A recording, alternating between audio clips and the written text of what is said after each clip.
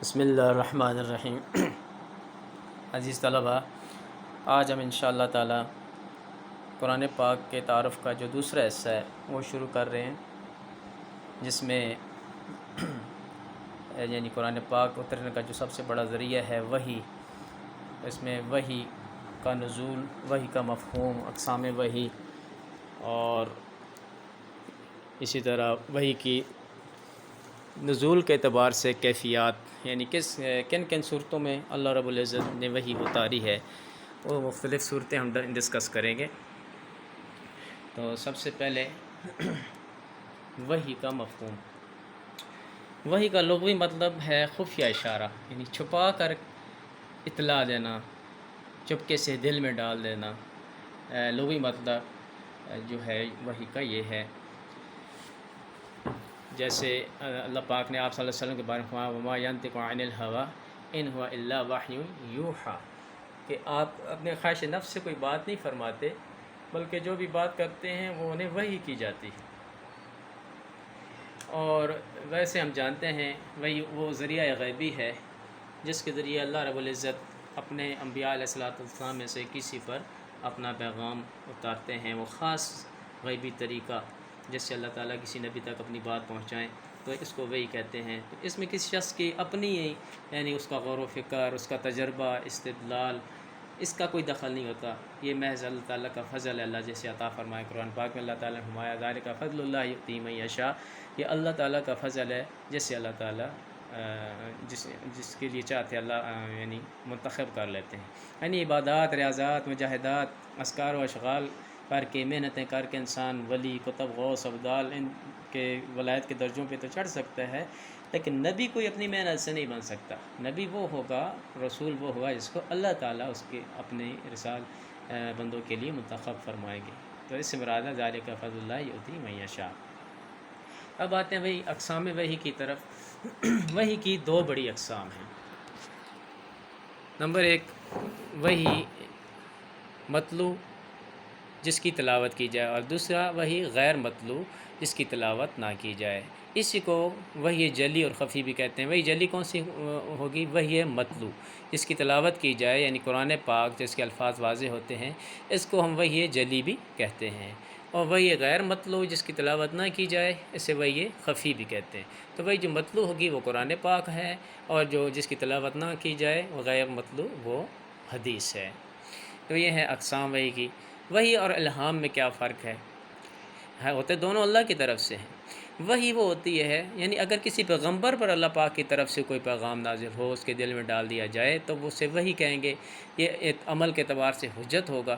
لیکن اگر غیر پیغمبر، یعنی پیغمبر کے علاوہ امتیوں میں سے کسی عام انسان پر اگر اللہ پاک اس کے دل میں کوئی چیز ڈال دیں تو اسے، یعنی نیک لوگوں کے دلوں میں بعض وقت اللہ تعالیٰ ڈال دیتے ہیں، سجھا دیتے ہیں، اسے ہم الہام کہیں گے۔ تو الہام جو ہے، الہام یہ وحی کی طرح قابل حجت نہیں ہوتا، وہ کہ اللہ کی طرف سے ہوتا ہے، لیکن وحی کی طرح قابل حجت اور قابل عمل اس کو نہیں کہیں گے۔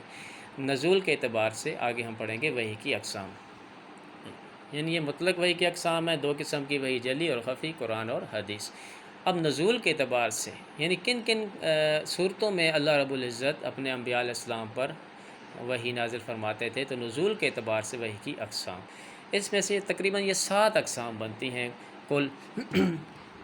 تو کچھ قرآن پاک میں ذکر ہے، اور کچھ کا جو ہے احادیث میں ذکر ہے، ٹھیک ہے۔ جیسے کہ قرآن پاک میں اللہ تعالیٰ نے فرمایا ہے کہ کسی انسان کے لیے، کسی بشر کی یہ لائق نہیں، زیبا نہیں کہ وہ وما کان لبشر ان یکلمہ اللہ الا وحیا او من وراء حجاب او یرسل رسولا فیوحی باذنہ ما یشاء، یعنی کسی بشر کی استطاعت نہیں ہے کہ وہ اللہ تعالیٰ سے کلام کرے، لیکن سوائے اس کے کہ پردے کے پیچھے سے، اور یا اللہ تعالیٰ کوئی پیغمبر بھیج دے، ٹھیک ہے، الا وحیا او من وراء حجاب، یا وحی یعنی چپکے سے اللہ دل میں ڈال دے، یا من وراء حجاب پردے کے پیچھے سے اللہ تعالیٰ کلام کرے، اور یرسل رسولا یا فرشتہ کے ذریعے۔ تو یہ 3 اقسام یہ ہو گئیں. باقی کچھ اقسام 2 اقسام جو ہے وہ حدیث میں آئی ہیں، آگے اس کے ہم یعنی تفصیل پڑھیں گے. تو سب سے پہلی جو قسم ہے رؤیائے صادقہ. رؤیا عربی میں کہتے ہیں خواب کو، صادقہ سچے خواب. یہ وہی کی پہلی قسم ہے. یعنی انبیاء علیہ السلام کے جو خواب بھی ہوتے ہیں تو وہ بھی سچے ہوتے ہیں. ہماری طرح یعنی خواب نہیں ہوتے کہ ہم ایک اندھا آدمی دیکھتا ہے خواب میں کہ میں بڑا تیز، مجھے سب کچھ نظر آ رہا ہے. ایک لنگڑا دیکھتا ہے میں بڑی تیزی سے دوڑ رہا ہوں. بلکہ انبیاء علیہ السلام کے خواب جو ہوتے ہیں وہ سچے ہوتے ہیں، وہ بھی گویا اللہ کی طرف سے ہوتے ہیں، وہی ہوتے ہیں. آپ صلی اللہ علیہ وسلم کے یعنی شروع میں ایسا ہوتا تھا کہ جو خواب آپ دیکھتے تو صبح وہ بالکل اس کی تعبیر نظر آ جاتی، وہ بالکل نمایاں ہو جاتا، سچا ثابت ہوتا.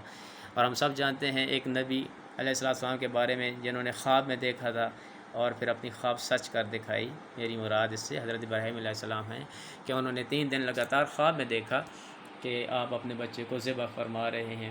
پھر اپنے بچے سے کہا کہ انی ارا فی المنام انی اصبح، کہ بیٹا میں نے خواب میں دیکھا کہ میں تمہیں ذبح کر رہا ہوں، فانظر ماذا تری، اب تیری کیا رائے ہے. تو وہ بھی نبی تھے اللہ کی طرف سے. وایا یا ابت افعل ما تؤمر ستجدنی انشاءاللہ من الصابرین، کہ ابا جان آپ جو خواب دیکھ رہے ہیں، آپ جس کا حکم آپ کو دیا جاتا ہے آپ وہ کر گزریے، انشاءاللہ آپ مجھے صبر کرنے والوں میں پائیں گے. اسی کے بارے میں اقبال نے فرمایا تھا نا، وہ فیضان نظر تھا یا کہ مکتب کی کرامت تھی، سکھائے کس نے اسماعیل کو آداب فرزندی. تو اللہ تعالی ہمیں اور ہمارے بچوں کو بھی ایسی آداب اور ایسی فرمانبرداری نصیب فرمائے. تو یعنی انہوں نے اپنا خواب سچا کر دیکھا، صدقت الرؤیا، اللہ نے فرمایا تو انہیں اپنا خواب سچا کر دکھایا. تو انبیاء علیہ السلام کے خواب سچے ہوتے ہیں، انہیں کہتے ہیں رؤیا صادقہ. دوسری قسم ہے القا فی القلب. القا فی القلب یعنی دل میں بات ڈالنا. القا فی القلب، القا ڈالنا فی القلب دل میں. تو یہ اللہ تعالیٰ آپ صلی اللہ علیہ وسلم بات فرقات فرماتے تھے کہ اللہ تعالیٰ نے میرے دل میں بات ڈالی. حدیث کی شروع میں آتا ہے، بعض کا آپ یہ فرماتے جبریل نے میرے دل میں یہ بات ڈالی. تو اللہ تعالیٰ براہ راست خود یا جبریل علیہ السلام کے ذریعے آپ صلی اللہ علیہ وسلم کے دل میں بات ڈال دیں یا کسی اور نبی کے دل میں بات ڈال دیں، تو اس کو کہتے ہیں القا فی القلب، دل میں ڈالنا، دل میں پھونکنا. تیسری قسم ہے سلسلۃ الجرس، گھنٹی کی آواز. گھنٹی کی آواز یا مکھیوں کی بھنبھناہٹ کی آواز بھی کہہ سکتے ہیں، لیکن اس کا مطلب سلسلۃ الجرس ہے گھنٹی کی آواز. اس کی یہ صورت ہوتی ہے کہ یعنی آپ صلی اللہ علیہ وسلم پر جب وحی نازل ہوتی تو آپ کو ایسے محسوس ہوتا تھا جیسے گھنٹیاں بج رہی ہیں یا جیسے مکھیاں بھنبھنا رہی ہیں. اور یہ آپ پر بہت یہ بھاری ثابت ہوتی تھی. شدید سردی میں بھی آپ صلی اللہ علیہ وسلم کا جسم، آپ صلی اللہ علیہ وسلم یعنی پسینے میں شرابور ہو جاتے تھے. اور بعض اوقات آپ جب اونٹنی پر ہوتے تو اونٹنی وہی کا بوجھ برداشت نہیں کر سکتی تھی اور وہ وزن سے بیٹھ جاتی تھی. چوتھی قسم ہے تمثل. تمثل کا مطلب مماثلت، یعنی فرشتے کا انسانی شکل میں آنا. فرشتے کا انسانی شکل میں آنا. تو اس میں جو ہے بعض اوقات جبریل علیہ السلام انسانی شکل میں آپ صلی اللہ علیہ وسلم کے پاس تشریف لاتے تھے. عموماً روایت میں آتا ہے کہ حضرت دحیہ کلبی رضی اللہ تعالیٰ عنہ کی شکل میں آپ تشریف لاتے تھے. اور ایک دفعہ ایک بہت مشہور حدیث ہے، ہم آگے جا کے حدیث میں پڑھیں گے، حدیث جبریل، جس میں جبریل علیہ السلام ایک انسانی شکل میں تشریف لائے تھے، جس میں کالے بال تھے، نہایت آپ کا صاف سفید لباس تھا. باقی آگے تفصیل ہے. تو بہرحال انسانی شکل میں آنا یہ ہے تمثل. اور نمبر 5 جبریل علیہ السلام روح الامین علیہ السلام کا اپنی اصلی شکل میں آنا. علماء فرماتے ہیں کہ 3 مرتبہ جبریل علیہ السلام آپ صلی اللہ علیہ وسلم کے پاس اپنی اصلی شکل میں تشریف لائے. تو 6 نمبر پہ ہے من وراء حجاب. من وراء حجاب، حجاب پردے کے پیچھے سے، پردے کے وراء پردے کے پیچھے سے. تو یعنی اس میں کلام تو ہوتا ہے اللہ رب العزت کی ذات کے ساتھ. یہ وہی کی وہ قسم ہے کہ اللہ سے ہم کلام ہوتا ہے، ہم نبی، لیکن اللہ رب العزت کی زیارت نہیں ہوتی. جیسے موسیٰ علیہ السلام کوئی طور پر تشریف لے جاتے تھے، اللہ رب العزت سے ہم کلام ہوتے تھے، لیکن اللہ کی زیارت نہیں ہوتی تھی، پردے کے پیچھے سے کلام ہوتا تھا. گو کہ آپ لاڈلے نبی تھے، بڑا اصرار کیا یا اللہ میں آپ کو دیکھنا چاہتا ہوں. اللہ نے تو مجھے نہیں دیکھ سکتے. پھر جب اصرار کیا تو اللہ نے اچھا اس پہاڑ کی طرف دیکھو. تو اور اللہ تعالیٰ نے اپنے پہاڑ پر اس پہاڑ پر اپنی معمولی سی تجلی ڈالی تو وہ ریزہ ریزہ ہو گیا اور موسیٰ علیہ السلام بھی ہوش ہو گئے، فخر موسیٰ صعقہ۔ تو پھر اللہ تعالیٰ سے معافی مانگی۔ ہاں، ہمارے آقا علیہ الصلوۃ والسلام کے کیا کہنے، اللہ رب العزت نے وہ عظیم شرف نوازا جس کو ہم یہ 7ویں قسم ہے بالمشافہ کلام، کہ اللہ رب العزت کے ساتھ دو بدو یعنی بالمشافہ سامنے ملاقات کی۔ اور یہ ساری انبیاء علیہ الصلوۃ والسلام میں سے ایک ہی نبی کو زندگی میں ایک ہی مرتبہ یہ شرف حاصل ہوا، اور وہ ہمارے حضور اقدس صلی اللہ علیہ وسلم کو یہ شرف حاصل ہوا جس کو ہم کیا کہتے ہیں، معراج کہتے ہیں۔ تو اس میں جو ہے یہ اس کی 2 اقسام ہیں۔ معراج 2 حصوں پر تھی، ایک مسجد حرام سے مسجد اقصیٰ تک کا جو سفر تھا اس کو ہم اسراء کہتے ہیں، اسراء، اور دوسرا مسجد اقصیٰ سے پھر اللہ رب العزت کی ذات تک عرش معلیٰ تک جو سفر تھا اس کو ہم معراج کہتے ہیں۔ تو یہ وحی کی 7 بنیادی اقسام ہیں۔ رؤیا صادقہ، اوقاف القلب، سلسلۃ الجرس، تمثل روح الامین کا اپنی اصلی شکل میں آنا، ورائے حجاب، اور بالمشافہ کلام۔ آگے ہے نزول وحی، اس کے بارے میں تھوڑا سا پڑھتے ہیں، باقی انشاءاللہ آئندہ پڑھیں گے۔ یعنی آپ سب کو پتہ ہے، یہ مشہور باتیں ہیں، آپ سب پہلے اس سے پہلے پڑھ چکے ہیں کہ آپ صلی اللہ علیہ وسلم پر سب سے پہلی جو وحی نازل ہوئی وہ غار حرا میں نازل ہوئی۔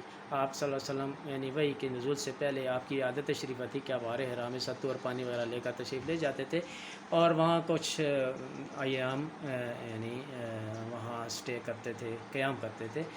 تو آپ یعنی تنہائی میں اللہ رب العزت کی عبادت فرماتے تھے۔ پھر ایک دن ایسا ہوا، تفصیل ہے، آپ سب پچھلی کلاس میں پڑھ چکے ہیں، جبریل علیہ السلام تشریف لائے اور آپ سے فرمایا اقرا، آپ نے فرمایا ما انا بقارئ، میں پڑھا ہوا نہیں ہوں۔ آپ نے فرمایا پڑھیے اقرا، آپ نے فرمایا ما انا بقارئ، میں پڑھا ہوا نہیں ہوں، کیونکہ آپ صلی اللہ علیہ وسلم کسی استاد سے پڑھے ہوئے نہیں تھے۔ آپ کے استاد اگر ہیں تو براہ راست اللہ رب العزت کی ذات ہیں، تو انہوں نے آپ کو سینے سے لگا کر پھینچا اور پھر فرمایا اقرا بسم ربک الذی خلق، اور وہ 5 آیات سورہ اللہ کی نازل ہوئیں۔ یہ سب سے پہلی وحی تھی۔ اس کے بعد آپ صلی اللہ علیہ وسلم تقاضۂ بشریت آپ نے محسوس کیا، تھوڑی گھبراہٹ محسوس کی، گھر تشریف لائے، جبریل اپنا خدیجہ رضی اللہ تعالیٰ عنہ کو واقعہ سنایا، تو انہوں نے آپ کو پھر تسلی دی کہ آپ غریبوں کی خدمت کرتے ہیں، محتاجوں کی مدد کرتے ہیں، مہمان نواز ہیں، لوگوں کے کام آتے ہیں، اللہ رب العزت آپ کو کبھی ضائع نہیں کریں گے۔ آپ کے چچا زاد پہ ورقہ بن نوفل کے پاس لے گئیں تو انہوں نے یہ جو ہے خوشخبری سنائی کہ یہ آپ اللہ کے نبی ہیں۔ اس کے بعد کچھ عرصہ وحی رکی رہی، جسے ہم کہتے ہیں انقطاعی وحی، وحی رک کا رکنا، اور اسی کو کہتے ہیں فترۃ الوحی۔ وحی پہلی اور دوسری وحی کے درمیانی وقفے کو ہم فترۃ الوحی کہتے ہیں۔ تو بعض علماء کے نزدیک یہ 6 ماہ کا عرصہ ہے، اور بعض کتابوں میں یہ لکھا ہوا کہ 2.5 سال کے لگ بھگ، 2.5 اور 3 سال کے لگ بھگ کا یہ عرصہ ہے۔ زیادہ تر جو ہے وہ لکھا ہوا کہ 6 ماہ کا یہ عرصہ تھا۔ اس کے بعد پھر دوسری وحی نازل ہوئی، اور اس میں آپ صلی اللہ علیہ وسلم نے جبریل علیہ السلام کی زیارت فرمائی۔ آپ وہ آسمانوں میں مشرق سے مغرب تک، اوپر سے نیچے تک، ہر طرف جبریل علیہ السلام بھی نظر آئے۔ تو پھر آپ تھوڑا سا آپ پر یہ کیفیت طاری ہوئی، پھر کر تشریف لائے، فرمایا دثرونی، مجھے کملی اڑائیے، کمل اڑائیے۔ تو پھر اللہ رب العزت نے دوسری وحی نازل فرمائی، یا ایھا المدثر، اے کملی اڑنے والیے، قم، اٹھیے، انذر، لوگوں کو اللہ سے ڈرائیے، وربک فکبر، اور رب العزت کی بڑائی بیان کیجیے۔ تو یہ دوسری وحی تھی۔ پھر اسی طرح وحی اس کے بعد وحی کا لگاتار سلسلہ شروع ہو گیا، جو کم و بیش 23 سال تک رہا، حتیٰ کہ پھر آخری وحی جو نازل ہوئی وہ حجۃ الوداع کے موقع پر آخری وحی نازل ہوئی ہے، جس میں اللہ نے فرمایا الیوم اکملت لکم دینکم واتممت علیکم نعمتی ورضیت لکم الاسلام دینا، کہ آج میں نے اپنا دین تم پر مکمل کر لیا اور اسلام کو دین کے لیے منتخب کر لیا، پسند کر لیا۔ اور بعض لوگوں کے نزدیک آخری وحی ہے واتقوا یوما ترجعون فیہ الی اللہ، سورہ بقرہ کی آیت ہے، جس میں آپ صلی اللہ علیہ وسلم کو دنیا سے پردہ فرمانے کی طرف اشارہ تھا۔ تو بعض لوگ کہتے ہیں کہ وہ نئی وحی نازل ہوئی اور اس کے 81 روز تک آپ صلی اللہ علیہ وسلم حیات رہے، پھر وصال فرمایا، اللہ سے ملاقات فرمائی۔ باقی انشاءاللہ آئندہ کے لیکچر میں ہم پڑھیں گے۔